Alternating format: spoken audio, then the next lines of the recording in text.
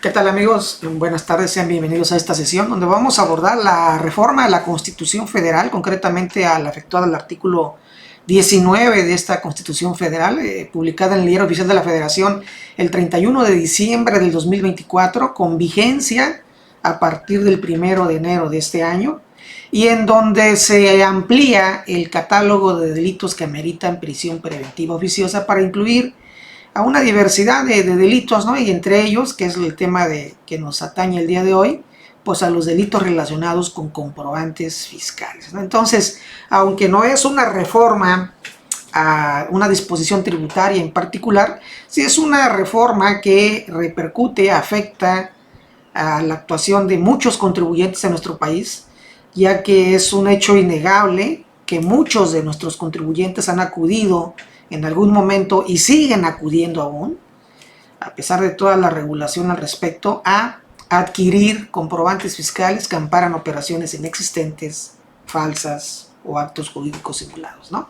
La famosa compra de facturas, ¿no? que se extendió de manera importante en los últimos años y que ha ocasionado que se haya tratado de regular esta situación para inhibir estas conductas a partir del año 2014 para acá. Es donde podemos ver una gran cantidad de reformas y adiciones a las disposiciones fiscales con la finalidad de inhibir esta conducta, y ahora esta reforma de la Constitución pues sin duda es parte de esa política, de ese programa de combate a la evasión fiscal que se da a través de este tipo de conductas, y por las cuales pues se trata sin duda alguna, es una medida que trata de elevar la percepción de riesgo para los contribuyentes que acuden a este tipo de conductas, ¿no? Es decir, a partir de ahora, de este año, es necesario también considerar un contribuyente que acude a la compra de facturas, pues no solamente al hecho de que es un delito como tal, eso, ¿no? El comprar facturas es un delito fiscal regulado en el artículo 113 bis del Código Fiscal de la Federación, sino que también ahora esa conducta es un delito que amerita prisión preventiva oficiosa, lo cual significa que mientras son peras o son manzanas, es decir, mientras se dirime si eres culpable o inocente de ese delito de compra de facturas, te vas a ir a la cárcel mientras dure todo ese proceso penal correspondiente, ¿no? Y lo cual, pues conociendo cómo se las gastan en México en este tipo de situaciones, pues los procesos penales pueden durar años. Hay personas que están en la cárcel, personas que están bajo prisión preventiva en la cárcel por años. Es decir, no son procesos que digamos, bueno, pues nada más son unas semanas o unos cuantos meses. En algunos casos, e insisto y repito, los procesos penales duran años. Y entonces, en este caso en particular, el contribuyente pasaría todo ese tiempo en la cárcel, aunque al final de ese proceso se dictara una sentencia de inocencia, ¿no? Por las razones que sean, de inocencia en el delito de operaciones de emisión de comprobantes o adquisición de comprobantes que amparen operaciones inexistentes, falsas o actos jurídicos simulados, ¿no? Entonces, de ahí la importancia de que todo contribuyente en general conozca y entienda perfectamente esta reforma al artículo 19 de la Constitución Federal, que repito, está vigente a partir del 1 de enero de este año 2025, porque puede tener repercusión. A lo mejor somos un contribuyente que jamás hayamos acudido a este tipo de esquemas de disque planeación fiscal, y entonces digamos, pues me vale gorro, ¿no? O sea, que si la Constitución se modificó para ya contemplar como un delito que amerita prisión preventiva oficiosa a las conductas o cualquier tipo de actividad relacionada con falsos comprobantes fiscales, pues allá aquellos que se andan metiendo en ese tipo de cosas, ¿no? Pero yo no he hecho hasta este momento ningún tipo de operación de ese tipo. Más sin embargo, es posible que en un futuro lo haga, llevado por la circunstancia, la necesidad, influido por algún asesor o alguna persona que llegó a su empresa a venderle esta idea y lo pueda llegar a hacer. Entonces es necesario que si lo va a hacer, sea consciente de las posibles consecuencias de esa conducta, ¿no? Y que aparte, repito, de saber y de tener conciencia de que esa conducta, adquirir un comprobante fiscal que ampara una operación que no existe, o que sea falsa, o que contemple actos jurídicos simulados, aparte de ser un delito por sí mismo, regulado en el artículo 113 bis del Código Fiscal de la Federación, pues además es un delito que amerita prisión preventiva oficiosa, y que desde el momento en que le imputen la posible responsabilidad en ese delito, se va a ir a la cárcel durante todo el tiempo que dure el proceso penal correspondiente. Entonces, es un factor, considero yo, importante a tomar en cuenta, ¿no? Y que haría, sin duda alguna, en ciertos casos, si tenemos conocimiento de esto, haría que en ciertos casos el contribuyente dijera, pues yo creo que no, ¿no? Yo creo que buscamos otra alternativa legal, apegada al marco normativo correspondiente, en donde no se cometa un delito y por consiguiente yo no me coloque en la situación por las cuales me puedan aplicar la prisión preventiva oficiosa, ¿no? Por la comisión de esa conducta, por la realización de esa conducta, ¿no? Entonces, vamos a abordar ese tema. Pero antes de analizar la reforma, antes de hacer mención de en qué consistió la reforma a este artículo 19 de la Constitución, es relevante, es importante en mi opinión, el que todos nosotros estemos en el mismo canal, es decir, todos nosotros entendamos qué es la prisión preventiva. Y la prisión preventiva es una medida cautelar que se establece en las disposiciones penales de nuestro país. ¿Y qué es una medida cautelar? Bueno, pues una medida cautelar, creo que el nombre nos lo da de alguna manera a entender. Viene de cautela, es decir, de actuar con precaución, con prevención. ¿Con prevención de qué? Pues se busca a través de estas medidas evitar algo. Por eso se actúa con cautela, con prevención, a fin de que no ocurra algo que no se desea. ¿Y qué es lo que no se desea con estas medidas? Sin necesidad de ser, creo que abogados, creo que cualquiera de nosotros podemos de alguna manera identificar o suponer qué es lo que ocurre, o qué es lo que puede ocurrir más bien, qué es lo que puede ocurrir cuando a una persona se le imputa la posible responsabilidad en la comisión de un delito. Cualquiera que ustedes quieran y manden, cualquier delito. ¿Qué es lo que puede ocurrir? Repito, sin que seamos expertos en derecho penal o abogados, sino por simple lógica, ¿qué es lo que puede ocurrir cuando a una persona se le imputa la posible responsabilidad en la comisión de cualquier delito? Pues podemos pensar, imaginar, pues que la persona se va a fugar, ¿no? Si es responsable y ya lo descubrieron, pues se va a pelar, ¿no? O bien va a obstruir el procedimiento penal correspondiente, ¿no? O bien puede ser que atente contra la vida de la víctima, o sea, la persona que lo está acusando. Si es Juanito, por ejemplo, el acusado, aquel al que le han imputado la comisión del delito que ustedes quieran o manden, y Juanito sabe que Petrita fue la que lo acusó como víctima de ese delito. Petrita pudo haber dicho, es que me robó, es que intentó matarme, es que me violó, etcétera, etcétera, es el que entró a robar a mi casa. Entonces, Juanito puede decir, pues si le damos cuello a Petrita, pues ahí muere el asunto, ¿no? Porque si no hay una persona que me acuse, pues el caso se cae, ¿no? Igualmente, si Petrita no fuera la víctima y fuera un simple testigo del delito cometido por Juanito.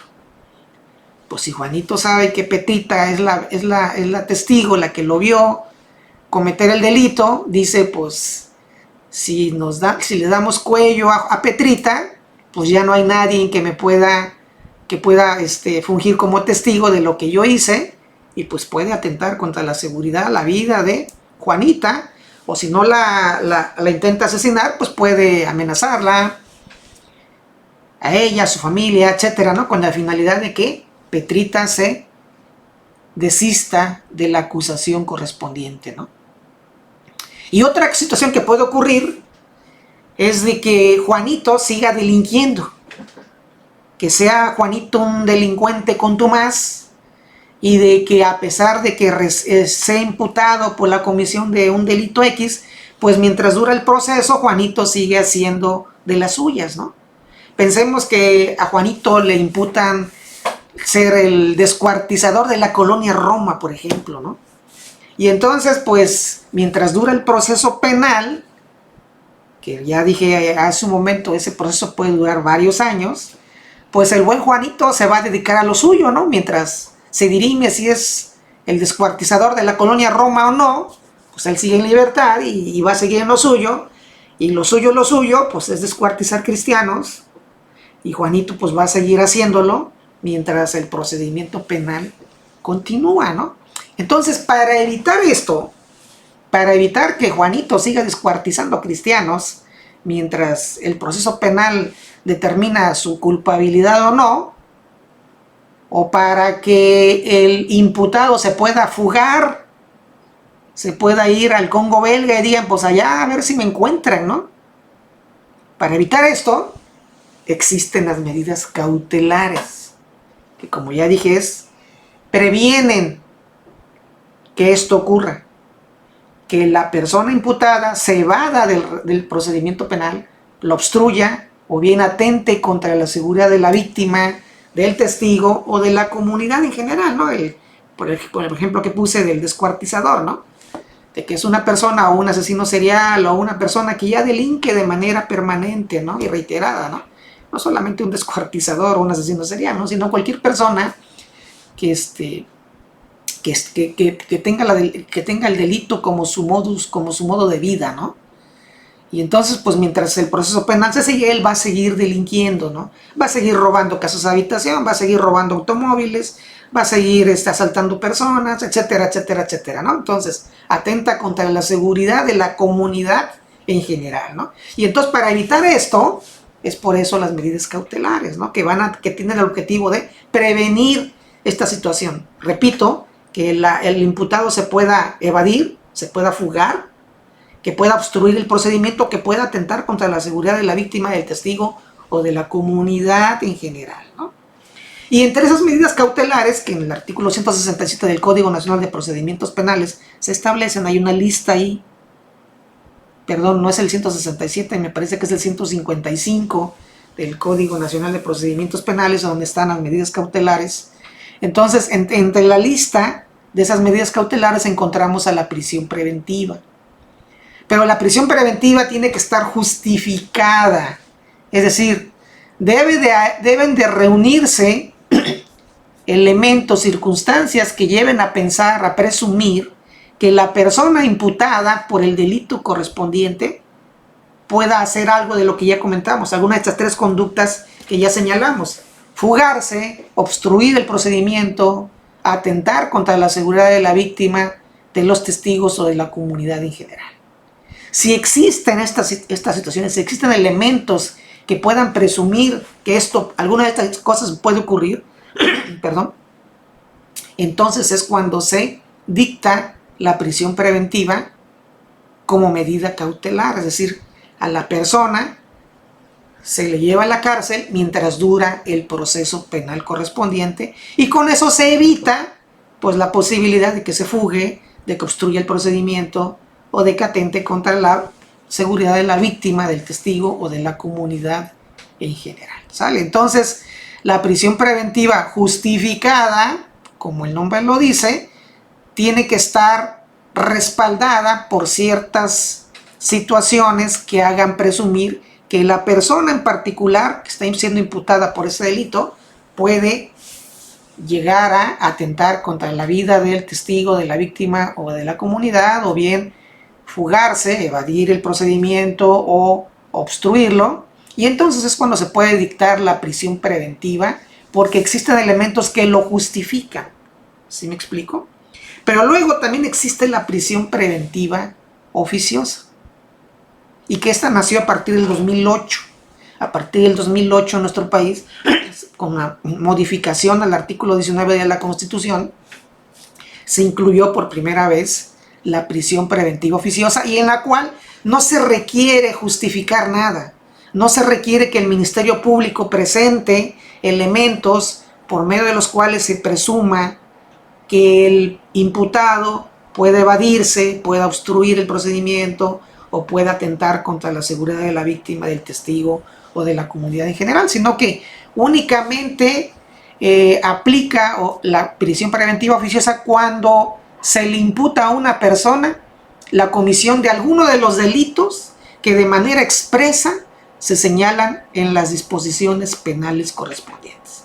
Disposiciones penales que evidentemente tienen su base, su justificación en la Constitución. En el artículo 19 de la Constitución es donde se encuentra ese catálogo de delitos que, de ser cometidos por una persona, ameritan la prisión preventiva oficiosa. Es decir, en automático te vas a la cárcel desde el momento en que se te imputa la posible responsabilidad en la comisión de alguno de esos delitos que están en ese artículo 19 de la Constitución en términos generales, y ya de manera específica pues en las disposiciones penales correspondientes, ¿no? Sean federales o estatales, ¿no? Entonces,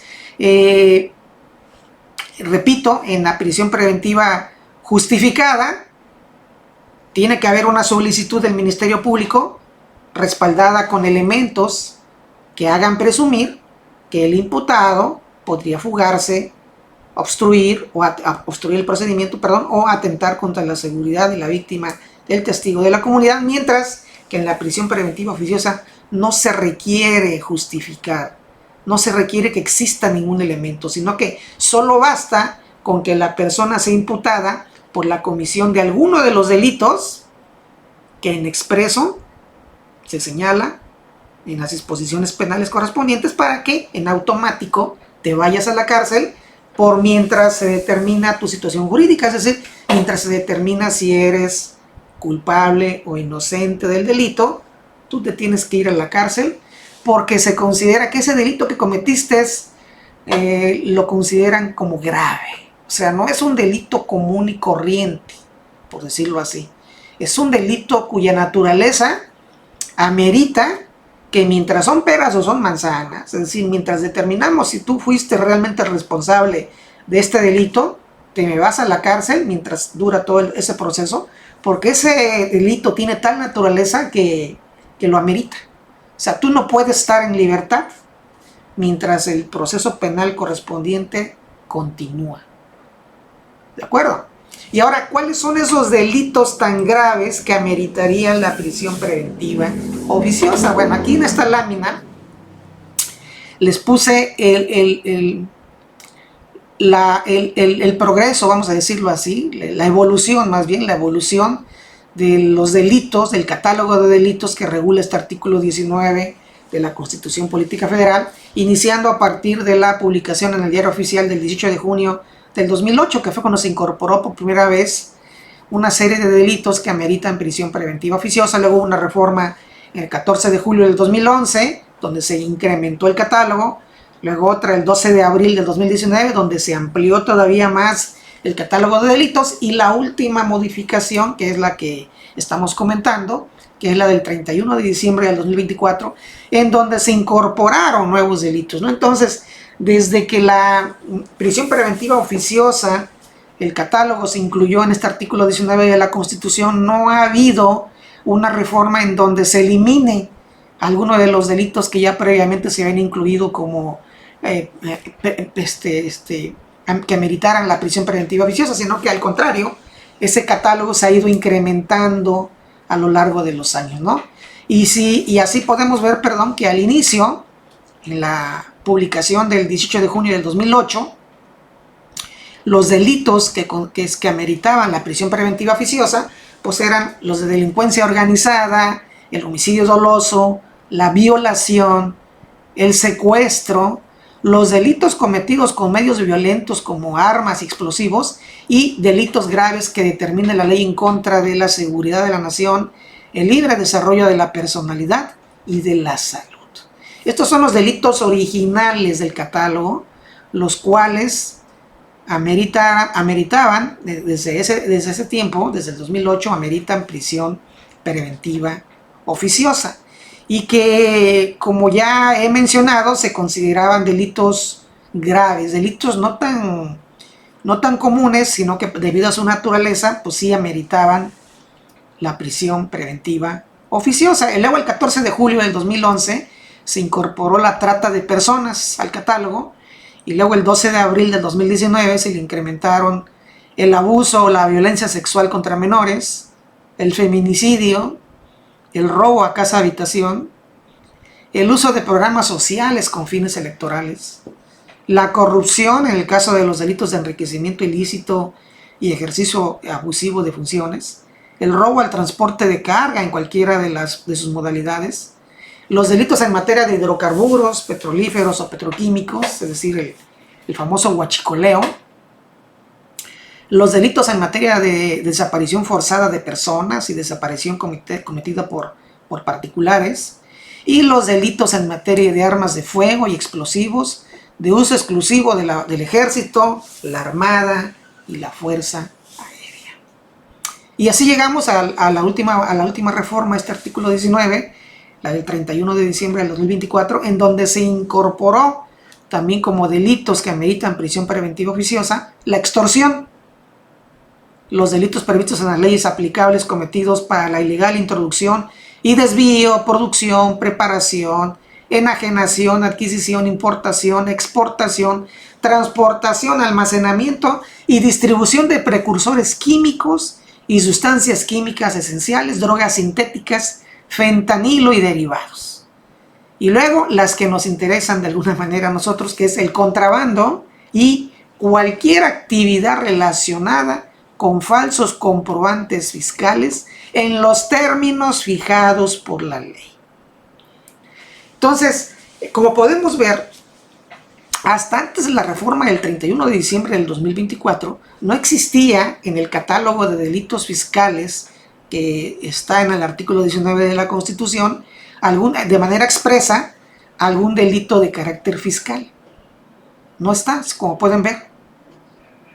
Sin embargo, de manera indirecta, ya a partir del 2020 se contempló cierto tipo de delitos fiscales como que ameritaban prisión preventiva oficiosa cuando de manera indirecta, es decir, al cometer el delito fiscal, tú también cometías el delito de delincuencia organizada, tal como vamos a ver en un momento más, ¿sale? Entonces, pero lo que quiero que quede claro de esta lámina donde he tratado de reflejar la evolución que ha seguido el catálogo de delitos que ameritan prisión preventiva oficiosa, es de que son delitos o se regulan delitos de manera general y que ya en las disposiciones secundarias correspondientes, es decir, en las disposiciones penales de nuestro país, sean estatales o federales, es donde ya se desglosa o se especifica la conducta delictiva que amerita la prisión preventiva oficiosa. Entonces tengan presente de que la Constitución es solo un catálogo general, no específico, ¿sí? Que el delito ya en particular específico estará en la regulación secundaria. En nuestro caso, pues en las disposiciones penales, en el Código Penal Federal, tanto federal como estatal, en el Código Nacional de Procedimientos Penales y demás regulación penal a nivel estatal, donde se regule delitos que ameritan prisión preventiva oficiosa. Ahí es donde se va a desglosar, pero todas esas regulaciones, todas esas disposiciones secundarias, evidentemente que tienen que estar armonizadas en sintonía con lo que dispone este artículo 19 de la Constitución Política Federal. Por lo tanto, como creo que todos lo sabemos, en las disposiciones penales podemos encontrar de manera específica delitos que ameritan prisión preventiva oficiosa que no los encontramos aquí en expreso en este artículo 19 de la Constitución Política Federal. Y así en las disposiciones penales podemos encontrar como un delito que amerita prisión preventiva oficiosa pues al terrorismo, al sabotaje. Y si vemos este catálogo que tenemos aquí en pantalla, pues en ningún lado mencionamos el terrorismo, en ningún lado mencionamos el sabotaje o el genocidio, que también está contemplado como un delito que amerita prisión preventiva oficiosa. Pues creo que no, al mencionar los delitos, que están en esta lámina, nunca mencionamos al genocidio tampoco, así como el terrorismo y el sabotaje. Pero, insisto, son delitos específicos que quedan englobados en alguno de estos que están aquí en esta lámina, y que en el caso del terrorismo o del sabotaje, pues quedan contemplados sin duda alguna en los delitos graves que determina la ley en contra de la seguridad de la nación. Es decir, son de los delitos originarios, de los que vienen desde el junio del 2008 en este artículo 19 de la Constitución, delitos en contra de la seguridad de la nación. Pues ahí están el terrorismo y el sabotaje incluidos, de manera y que ya en la legislación secundaria pues se especifica, se desglosa, vamos a decirlo así, qué delitos son esos, ¿no? Qué delitos son los que atentan contra la seguridad de la nación. Pues el terrorismo es uno de ellos, y por eso está así contemplado en la legislación secundaria.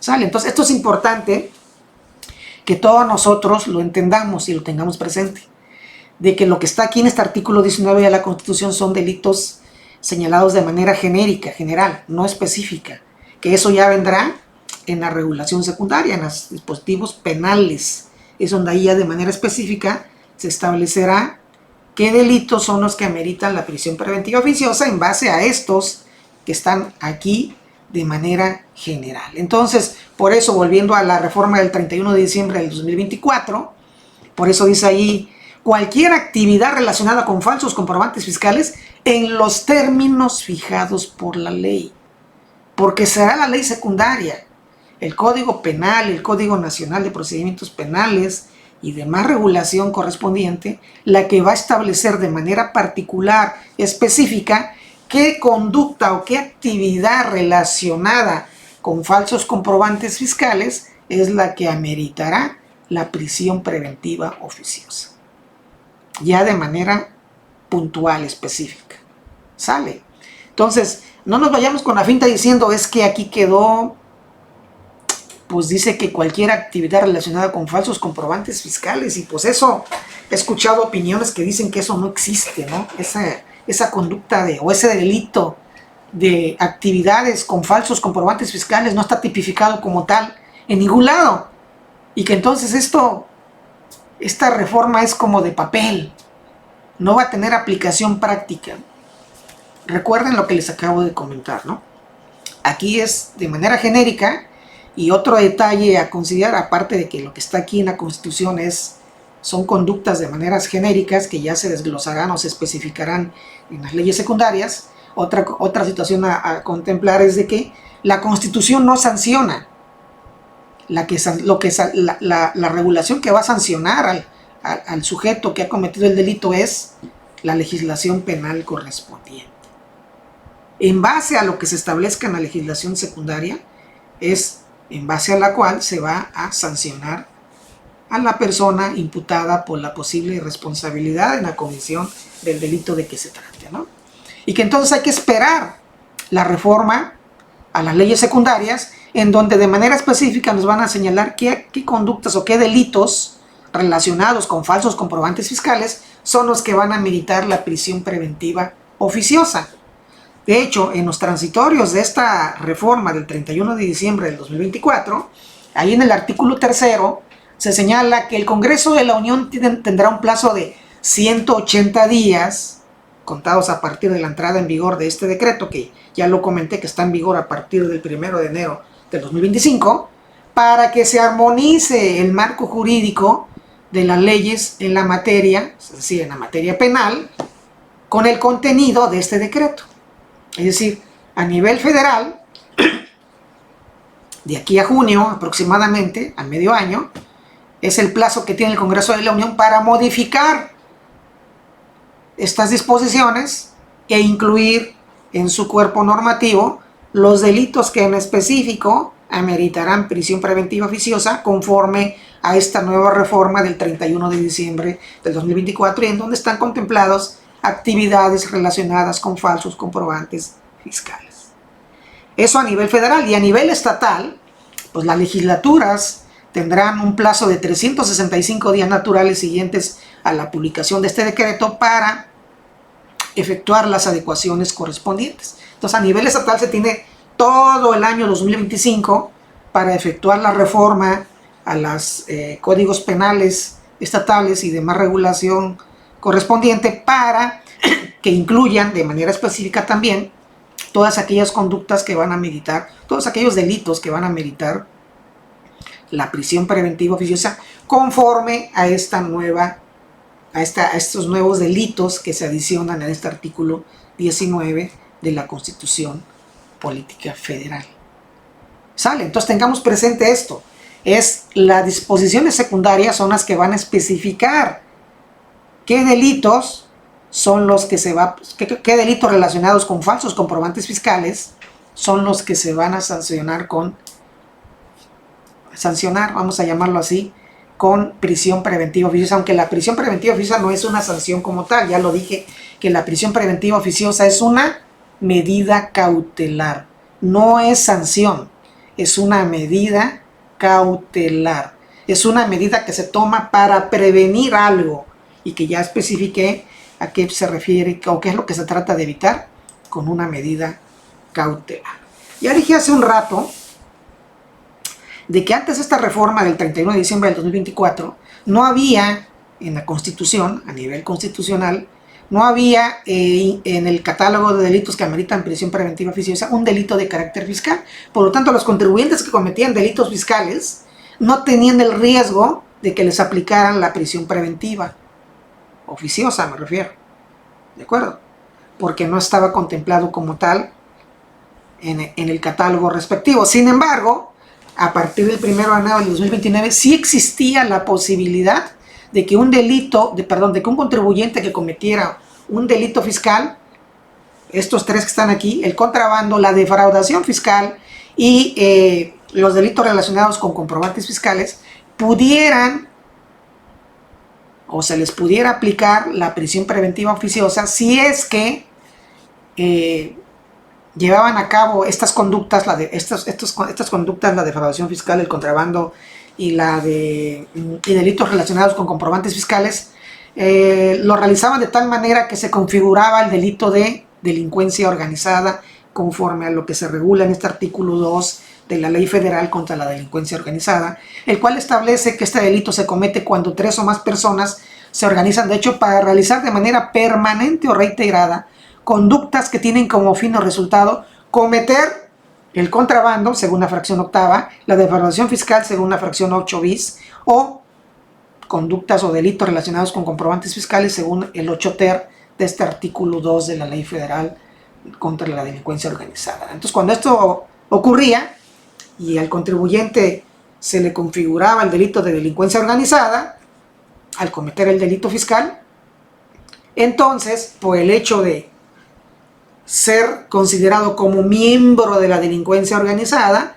se le imputaba el delito de delincuencia organizada, y como ya vimos en nuestra lámina, donde está el catálogo de delitos que ameritan la prisión preventiva oficiosa, que es esta, vemos que el delito de delincuencia organizada está aquí, es de los delitos que están contemplados en el catálogo desde el 18 de junio del 2008, entonces por ese hecho, ese contribuyente que había cometido el delito fiscal respectivo, defraudación fiscal, contrabando o compra de facturas, al serle tipificado o al serle imputado, también el delito de delincuencia organizada, se le podía aplicar la prisión preventiva oficiosa por la comisión del delito de delincuencia organizada, no por el delito fiscal, sino por el delito de delincuencia organizada. Entonces, a partir del 1 de enero del 2020, esa posibilidad existía. Sin embargo, esta disposición del artículo 2 de la Ley Federal contra la Delincuencia Organizada fue declarada inválida por el Pleno de la Suprema Corte de Justicia de la Nación al resolverse la acción de inconstitucionalidad 130/2019 y su acumulada 136/2019, ¿no? Y que esto ocurrió en noviembre del 2022, pero que sin embargo, se aplicó de manera retroactiva a partir del 1 de enero del 2020, y por lo tanto, aunque actualmente ustedes pueden agarrar la Ley Federal contra la Delincuencia Organizada y revisar ese artículo 2, aún aparecen ahí estas fracciones, el 8, la fracción 8 bis, la 8 bis y la 8 ter, aún están ahí en el artículo 2 de la Ley Federal contra la Delincuencia Organizada, sin embargo no tienen aplicación práctica derivado justamente de esta declaratoria de invalidez por la Suprema Corte de Justicia de la Nación, en la cual declaró inconstitucional esa disposición y por lo tanto no tiene aplicación. Si alguna autoridad lo quisiera aplicar, pues fácilmente la persona perjudicada con ello podría defenderse, ya que esa disposición fue declarada, repito, inconstitucional por la Suprema Corte de Justicia de la Nación. Entonces es, vamos a decirlo así, letra muerta esas fracciones 8, 8 bis y 8 ter del artículo 2 de la Ley Federal contra la Delincuencia Organizada.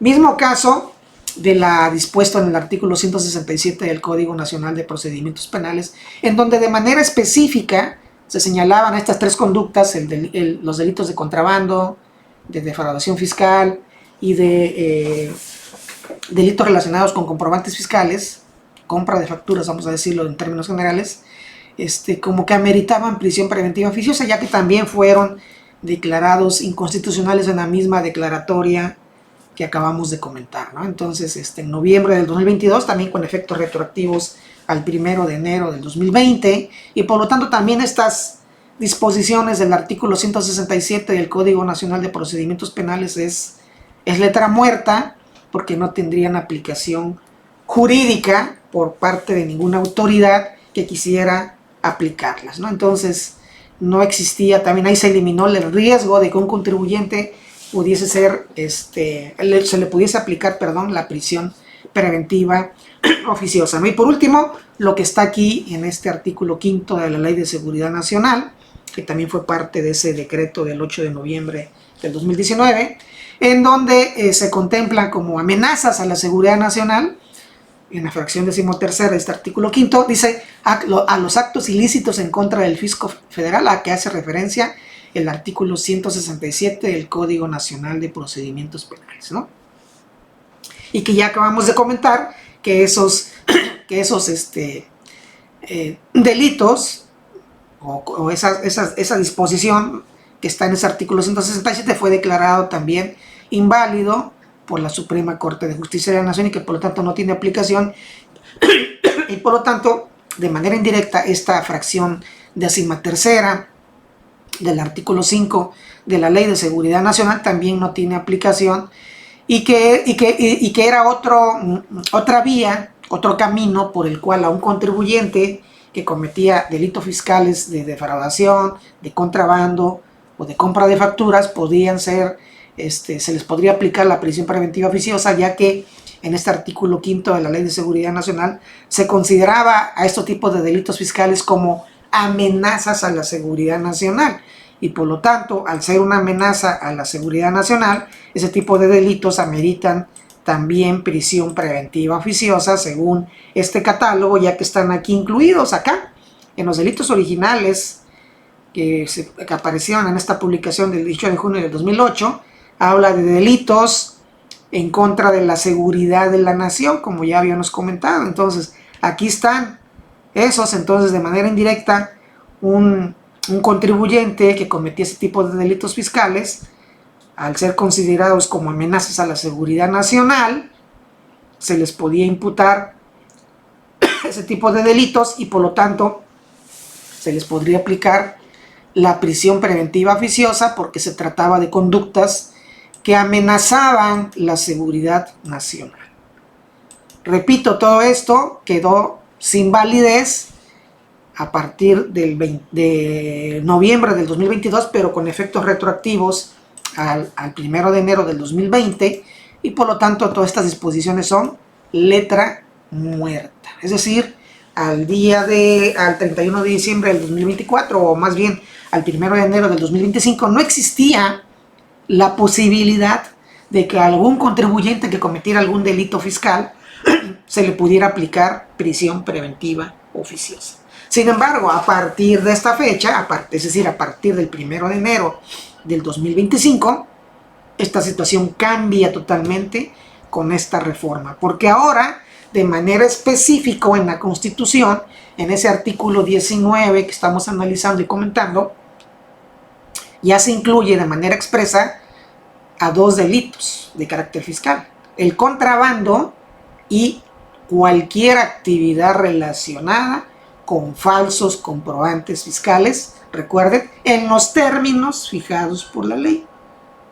Habrá que esperar las modificaciones a la regulación secundaria para conocer en específico esos delitos, ¿de acuerdo? Pero sobre esta reforma del 31 de diciembre del 2024 es importante comentar esto, ¿no? Y que tengamos presente de que en la iniciativa de reforma se señalaba de manera expresa ciertas conductas como las que ameritarían prisión preventiva oficiosa, y así se señalaba en la iniciativa que ameritaría la prisión preventiva oficiosa, pues la defraudación fiscal, el contrabando, la expedición, la enajenación, la compra o adquisición de comprobantes fiscales, incluidas facturas, que amparen operaciones inexistentes, falsas o actos jurídicos simulados. Esto era lo que se contemplaba en la iniciativa, así estaba. Entonces, como podemos ver, se preveía o se consideraba que la defraudación fiscal ameritaría prisión preventiva oficiosa. Y luego, de manera específica, todas aquellas conductas que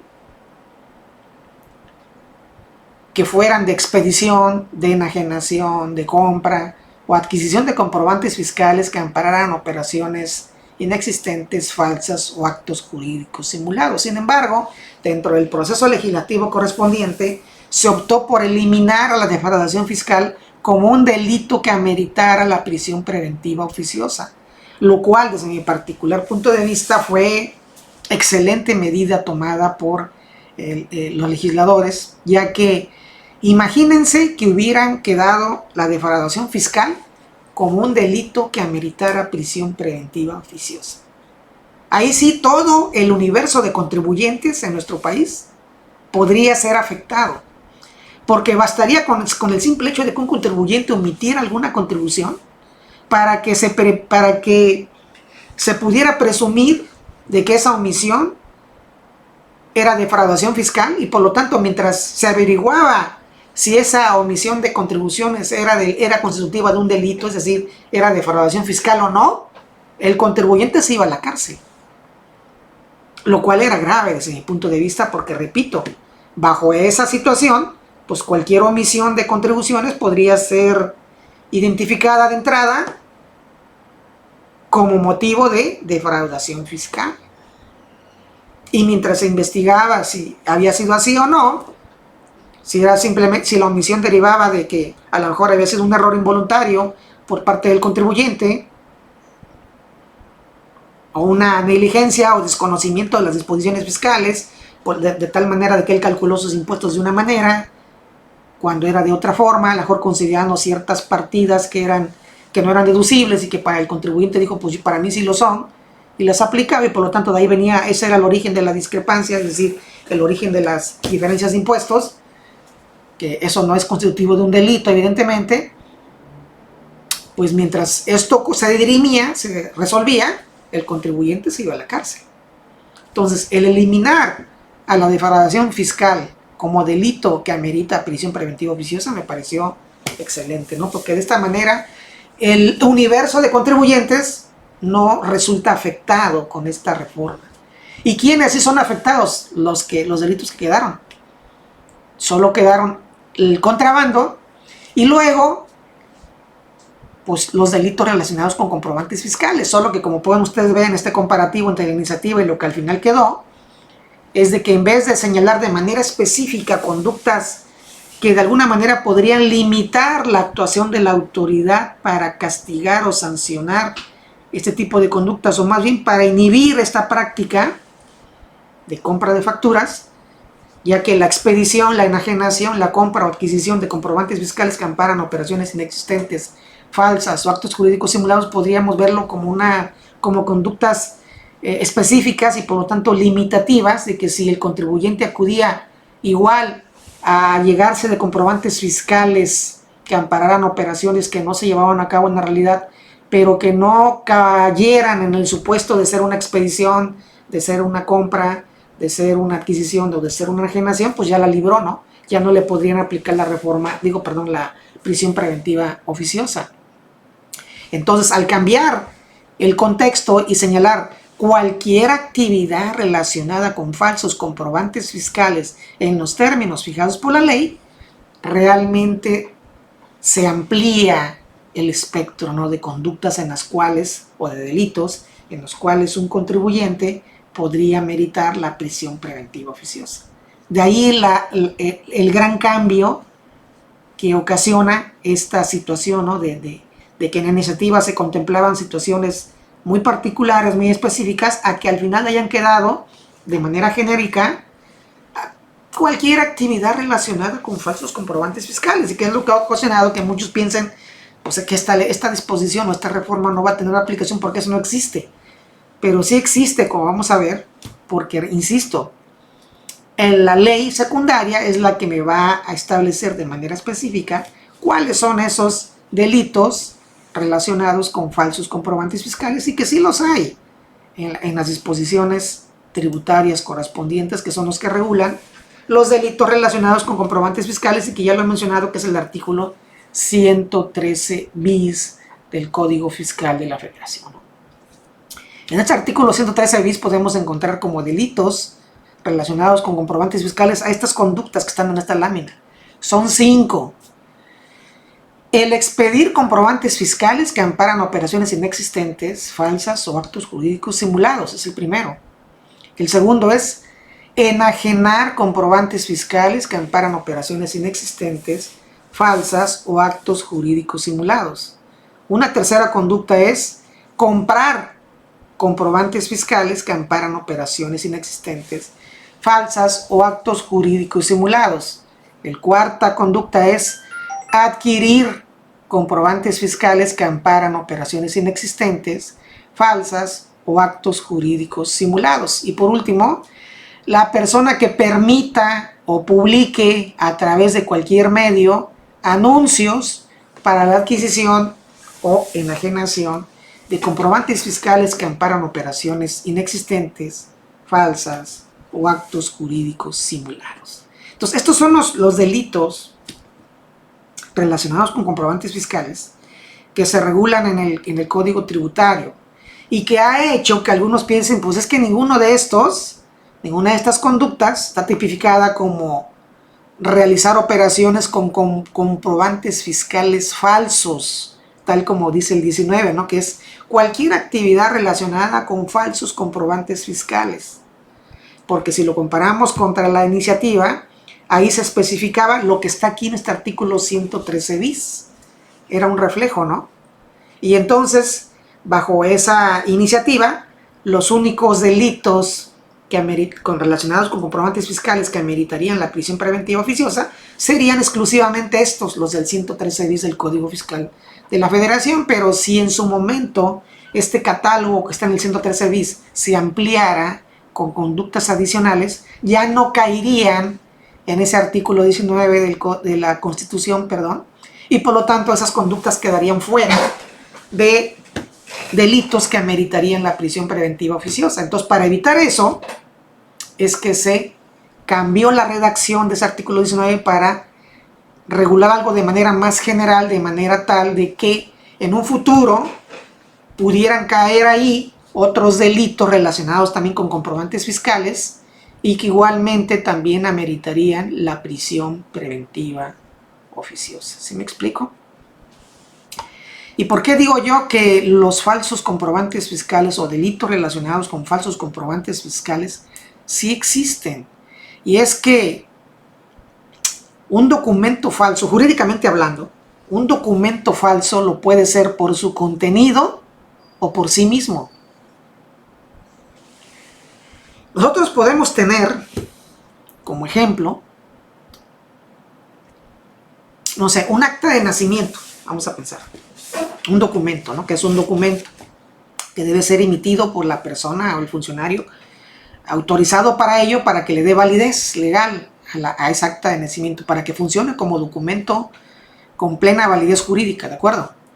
Pero que ese documento puede ser falso en su contenido. A lo mejor puede ser un documento expedido por quien debe de expedirlo, vale la redundancia, pero el contenido puede ser falso. puede decir ahí que nació Juan López el 20 de octubre del 2020, del 20 de octubre del 1998 en la Ciudad de México, siendo sus padres Juanita y Pedro, etcétera, ¿no?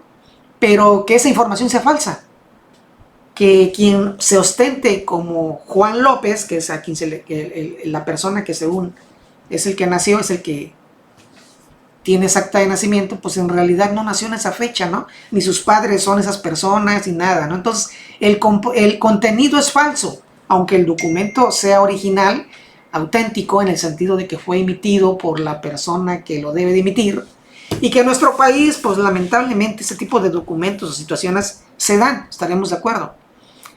Que la persona con los contactos adecuados y con los recursos económicos adecuados puede conseguir documentos auténticos oficiales, auténticos, sea un acta de nacimiento, sea una credencial de lector, sea una cartilla militar, o sea, etcétera. Cualquier otro documento que ustedes quieran y manden, oficial, se puede conseguir en nuestro país, repito, con los contactos adecuados y los recursos correspondientes, ¿no? Pero que eso no le da la calidad de ser un documento cierto, de ser un documento real, por así decirlo. Porque lo falso, ¿qué es lo falso? Es lo contrario a lo veraz, ¿no? Eso es un documento falso, aquel que es contrario a la verdad y que por lo tanto, aunque el documento sea auténtico en sí mismo, su contenido, al ser contrario a la verdad, lo vuelve un documento falso. E igual tenemos documentos que quizás el contenido pueda ser cierto, pero el mismo no lo es, porque no fue expedido por la persona, o bien porque un ejemplo típico de un documento falso es aquel que es usado dos veces, ¿no? Aquel documento que contiene un documento auténtico, tanto por su contenido por sí mismo, es alterado de tal manera para ser usado dos veces. Una factura, por ejemplo, la factura 2232, por decir algo, ¿no? Puede ser usada para soportar la operación celebrada con Juan, pero luego puede ser alterado de tal manera para que también aparezca como soportando la operación con Pedro, y es el mismo número de factura. Entonces, la segunda factura es la falsa, ¿no? Porque aunque es auténtica en su origen, por sí misma, su contenido es falso, porque ampara operaciones que nunca se llevaron a cabo.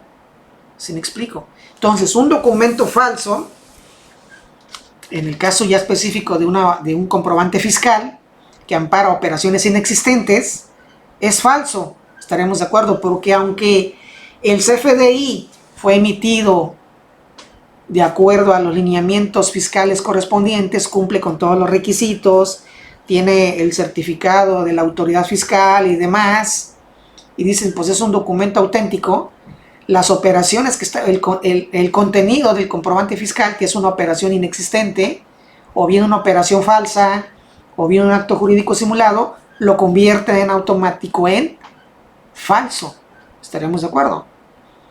Y entonces, cuando en el artículo 19 habla de cualquier actividad relacionada con falsos comprobantes fiscales, pues ahí caen los comprobantes fiscales que se emiten amparando operaciones inexistentes, amparando operaciones falsas, amparando actos jurídicos simulados, porque el documento quizás sea por sí mismo, sea auténtico, pero lo que ampara, lo que contiene, es falso, porque es contrario a la verdad, sea una operación inexistente, sea una operación falsa, o sea un acto simulado, es contrario a la verdad. ¿Estamos de acuerdo? Entonces, eso es lo que le da la calidad a ese comprobante fiscal de falso, el contenido. Y entonces esos comprobantes fiscales caen, repito, dentro de actividades relacionadas con falsos comprobantes fiscales. La compra de un comprobante fiscal que ampara una operación inexistente cae dentro de actividad relacionada con falsos comprobantes fiscales, porque ese comprobante fiscal es falso al final de cuentas, falso por el contenido, porque esa operación, esa compra de ese bien, ese servicio que según se prestó, pues nunca se llevó a cabo en la realidad, y entonces eso es lo que lo convierte en falso. Sí, me explico, sí me he explicado en ese tema. Entonces es por esto que aún con ello debemos de esperar las reformas a las leyes secundarias, en donde de manera específica nos van a indicar qué delitos son los que, relacionados con falsos comprobantes fiscales, por supuesto, son los que van a meritar la prisión preventiva oficiosa, ¿no? Y esto es lo que esperamos que ocurra, ya lo mencioné, en los próximos 6 meses, para el caso de la legislación a nivel federal, y en lo que transcurre todo este año 2025 para el caso de la legislación penal a nivel estatal. ¿Sale? Bien, pues esto fue todo por hoy. Esto es nuestro tema el día de hoy. Espero que les haya sido de utilidad. Les doy las gracias por su atención y nos veremos en la siguiente si Dios nos lo permite. Hasta luego.